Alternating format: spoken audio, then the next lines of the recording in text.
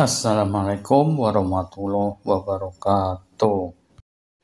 Sekarang kita membicarakan biografi si kembar Gunther, Siegfried Gunther dan Walter Gunther, perancang pembom HE-101, pembom medium Jerman Nazi dari era Perang Dunia Kedua.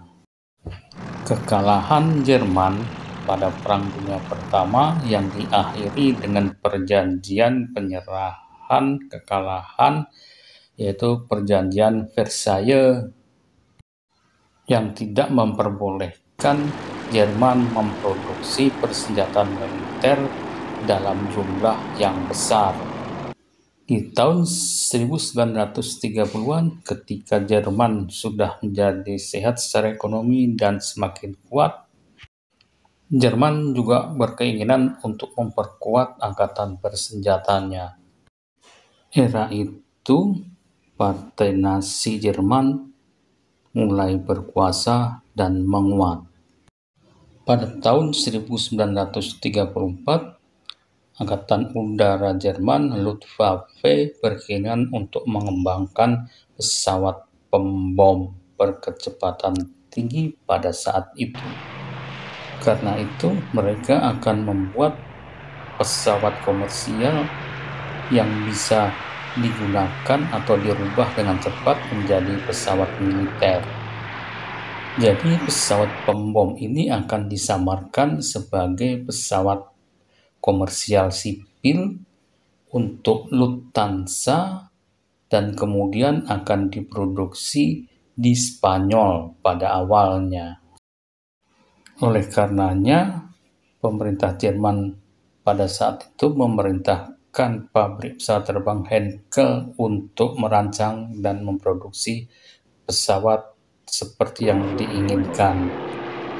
Maka ditugaskanlah si kembar Gunther, perancang pesawat dari Henkel, yaitu Siegfried Gunther dan Walter Gunther.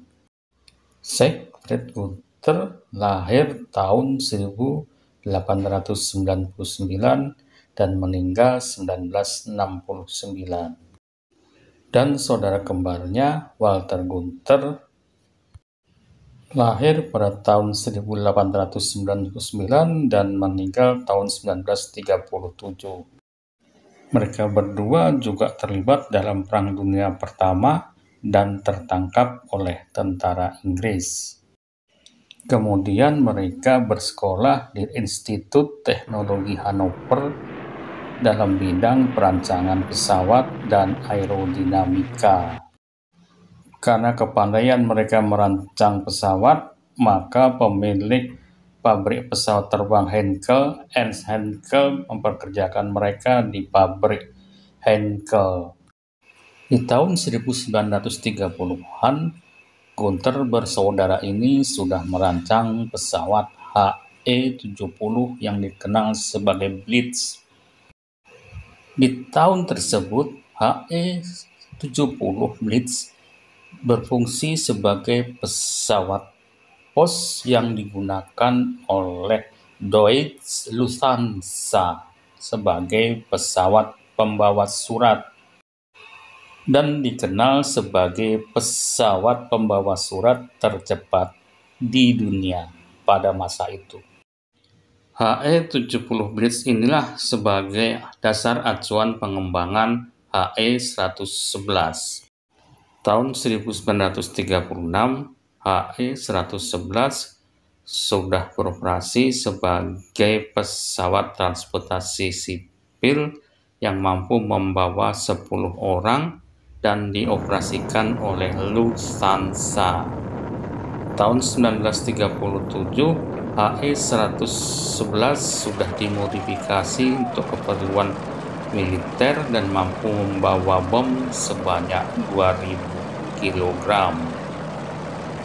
HE-111 ini hingga akhir Perang Dunia Kedua 1945, pesawat ini diproduksi sebanyak 7.300 unit untuk berbagai versi.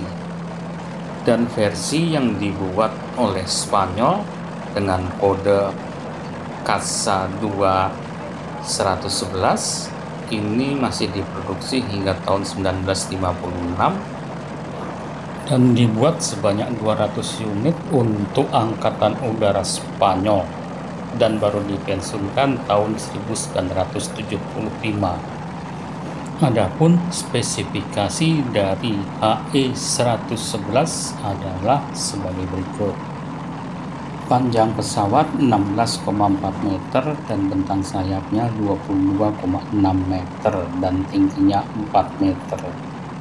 Mampu melaju dengan kecepatan maksimum 430 km per jam dan dapat menjangkau 1.700 km dalam muatan penuh dan mampu terbang sampai ketinggian 8.500 meter. Mampu membawa bom seberat 2.000 kg dan pesawat ini dilengkapi dengan persenjataan tandiri 7 unit senapan mesin ringan 7,62 mm dan 1 unit senapan mesin 13 mm dan 1 unit meriam 20 mm. Pesawat ini berkinerja baik dan berkecepatan tinggi di masanya. Selama Perang Dunia Kedua, pesawat pembom ini terlibat dalam pertempuran di Gurun Sahara Afrika sampai ke front timur Rusia yang dingin dan tetap berkinerja baik. Kelemahan satu-satunya dari pesawat pembom ini adalah persenjataan untuk membela dirinya yang terlalu kecil untuk melawan pesawat-pesawat tempur sekutu. Apalagi setelah tahun 1943, pesawat tempur Amerika dan Inggris sudah semakin cepat dan membawa sampai 6-8 unit senapan mesin berat 12,7 mm. Terlihat pesawat pembom HE-111 ini jadi semakin lemah. Pada tahun 1937, Walter Gunter meninggal karena kecelakaan lalu lintas. Gunter bersaudara ini berhasil mendesain beberapa pesawat tempur dan pembom yang digunakan dalam Perang Dunia Kedua. Ada HE-100 dan HE-120 yang merupakan pesawat pemburu tempur. Kemudian ada HE-177 yang merupakan pembom berat. Kemudian ada HE-162 yang merupakan pesawat tempur yang sudah bermesin turbojet. Karena hubungan antara Heinkel dengan petinggi politik Jerman Nazi yang mungkin kurang kuat, sehingga jumlah pesawat yang diproduksinya juga terbatas. Setelah Perang Dunia Kedua selesai, Siegfried Gunter bekerja di bengkel mobil milik mertuanya. Dari tahun 1948 sampai 1954 dikabarkan dia diculik oleh Uni Soviet untuk mengembangkan pesawat tempur MiG-15.